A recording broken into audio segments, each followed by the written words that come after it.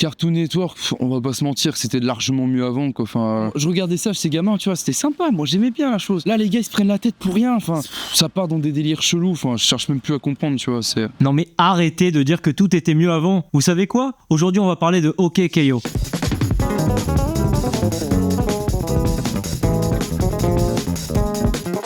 Créé par Ian Jones Quartey, animé par Digital Animation et SMIP, OK K.O. Let's Be Heroes est diffusé dès août 2017 sur Cartoon Network. Comme chaque production de Cartoon Network Studios depuis 2013, OK K.O. a démarré sa production après le feu vert de la chaîne, ou le green light comme on le dit dans la langue de lors de la diffusion d'un épisode pilote s'appelant Lakewood Plaza Turbo. C'est pendant les Summer Shorts que plusieurs pilotes de séries avec des univers originaux sont sélectionnés ou non afin d'être produits. La plupart de ces pilotes sont souvent réalisés par des storyboarders travaillant déjà sur des séries diffusées à l'antenne. Pour présenter brièvement Ian Jones Quartey, il s'est fait connaître avec un webcomic s'appelant RPG World. Puis enchaînant les postes dans l'animation, il arrive chez Cartoon Network pour travailler sur plusieurs projets. Premièrement en tant que storyboarder pour Adventure Time, et par la suite il rejoint sa conjointe Rebecca Sugar afin d'apporter son aide en supervisant la production de Steven Universe. Mais pendant ce temps-là, il met en place la création d'un univers qui finira par être OK K.O. L'année 2010. K.O. est un jeune enfant voulant devenir le plus grand héros de tous les temps. Mais il... Pourquoi tu prends cette voix chelou? Je sais pas, c'est marrant. Il fait face à une caractéristique de l'univers dont il fait partie. En effet, chaque héros a une carte à son nom et un niveau définissant sa puissance, voire son importance. Les gentils ont des niveaux positifs et les méchants ont des niveaux négatifs. K.O. doit donc apprendre et évoluer pour devenir ce héros qu'il souhaite devenir.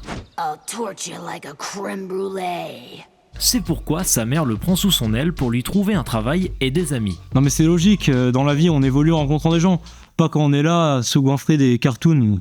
K.O. rencontre donc ses nouveaux amis comme Radicals, un alien de niveau 2, aussi narcissique que le plus grand artiste de tous les temps. Moi bien sûr. Et Enid, une adolescente de niveau 3 voulant juste un job pour faire plaisir à papa-maman. Ah ça aussi c'est moi, d'ailleurs je vous aime papa et maman. Puis fait la connaissance de son nouveau patron, Mr. Gar, le gérant de Lakewood Plaza Turbo, une place avec plusieurs commerces dont sa propre enseigne, une boutique vendant de l'équipement pour les héros. D'ailleurs on le voit presque jamais car il a pas trop le time et il est niveau 11.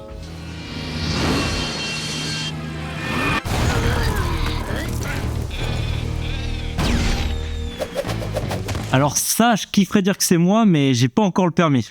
Ah, loser! Bon, il a quand même un petit défaut, hein, c'est qu'il est un peu troublé par la maman de K.O. Morning, Gar! Morning, Carol. And, Carol's offspring? Il rencontre Dandy, une capa de niveau 1 comme K.O, aimant la science ainsi que les hautes technologies, et qui par la suite devient sa meilleure amie. Not worry, K.O. I have the perfect idea for a project. Passons aux méchants. Je vous ai parlé de Lord Boxman. Lord Boxman, c'est la concurrence, c'est l'ennemi d'en face. Oui, en face, devant. C'est ce cyborg qui se prend pour un homme trouble avec son niveau -10. Lui, il fournit les bad guys en équipement, mais il adore surtout pourrir la vie de Mr. Gar en déployant ses sbires sur la place.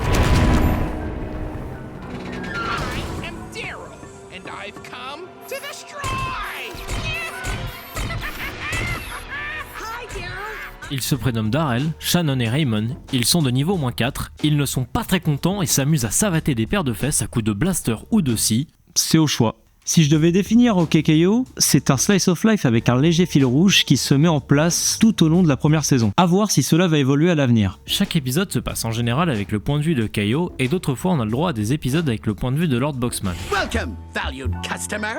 Il arrive même d'avoir des épisodes flashback qui apportent des réponses sur différents éléments montrés dans le présent. Les personnages ont tous une personnalité bien particulière, ce qui forme une très bonne alchimie et promet un avenir pour le cartoon très intéressant. L'animation se veut simpliste et un peu plus traditionnelle car contrairement à la plupart des cartoons actuels qui sont habituellement dessinés à l'encre ou entièrement sur ordinateur, OK K.O est dessiné au crayon. Les animateurs dessinent chaque image sur papier transparent en étant sur une table lumineuse, puis ensuite, le tout est coloré de manière digitale en dessous des tracés afin de garder une qualité faite à la main. C'est Ian Jones Quartey qui trouve important que les téléspectateurs n'oublient pas que ce sont des dessins. Il avoue avoir été influencé par l'animation de la première saison des Simpsons qui était très brouillon au niveau des dessins. De toute façon, les Simpsons c'est plus ce que c'était alors. L'animation est très brusque afin de rendre les actions absurdes. Et tout en suivant celle-ci, la mise en scène se veut grotesque afin d'appliquer les traits de caractère de chaque personnage. La musique est composée et produite par Jake Kaufman, connu pour avoir fait un paquet d'OST de jeux développés par WayForward comme Shentai, la saga Mighty Switch Force ou même le remaster de DuckTales.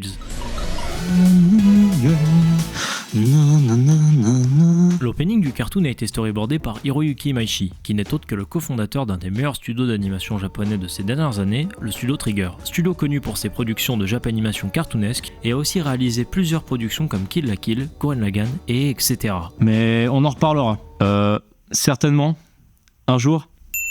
Ce cartoon ne fait pas uniquement référence à la pop culture, c'est la pop culture qui est clairement intégrée au gène de la série. Nombreuses sont les inspirations et clins d'œil. Dragon Ball, les jeux Megaman, les vieux cartoons de chez Cartoon Network comme le laboratoire de Dexter, et j'en passe. C'est cet héritage qui a formé OKKO dans son chara-design, son écriture, son humour et même son atmosphère. Ce sont des références qui parlent à tout le monde. Tout héritage se transmet et c'est pourquoi certains épisodes bonus qui sont disponibles sur la chaîne YouTube de Cartoon Network ont été réalisés par des studios d'animation qui ont leur propre manière d'animer. Ce qui permet de voir dans notre œil l'univers de la série tout en faisant un petit coup de promo pour ces studios indépendants comme le studio Yota qui par la suite a animé l'introduction de Sonic Mania ou même très récemment le dernier clip de Run the Jewels pour Adult Swim dans l'univers de Rick and Morty. OKKO a même eu le droit à un jeu vidéo développé par le studio Cappy dans les premiers mois qui ont suivi sa diffusion, en ajoutant des intrigues à l'histoire. Car oui, le jeu est bel et bien canon avec la série. Bah ouais, y a pas besoin de faire 5 films pour créer un univers canon les gars. Rendons hommage à l'héritage laissé par les programmes de Cartoon Network ainsi que beaucoup d'œuvres de la pop culture, OKKO n'est pas seulement un cartoon fun comme les autres. Il joue sur des gags d'écriture et d'animation et tout ça en faisant de l'autodérision, ce qui rend le visionnage fort agréable. Cela prouve une chose, c'est que Ian Jones Quartey est avant tout un passionné et non pas juste un créateur, un animateur ou un doubleur. Il a commencé de rien du tout en faisant un webcomic et puis il a évolué, a trouvé sa place en commençant par bosser pour d'autres personnes importantes dans le monde de l'animation, et puis a toujours continué à charbonner jusqu'à devenir cette personne importante en ayant son cartoon, et c'est ça qu'on remarque en regardant cette œuvre. C'est cool de se dire qu'on peut finir par avoir son show si on persiste dans les milieux qu'on kiffe. Donc regardez OKKO et faites des trucs, tentez des choses. Bah comme moi quoi.